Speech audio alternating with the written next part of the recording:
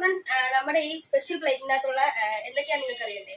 അപ്പൊ ഈ പ്ലേറ്റിനകത്ത് വരുന്നത് മധുരക്കിഴങ്ങ്, കാച്ചില്, ചേന, ചേമ്പ്, പിന്നെ നമ്മുടെ നേന്ത്രപ്പഴം, പിന്നെ നമ്മുടെ സ്പെഷ്യൽ ഐറ്റമായ ചിക്കനുമാണ് വരുന്നത്.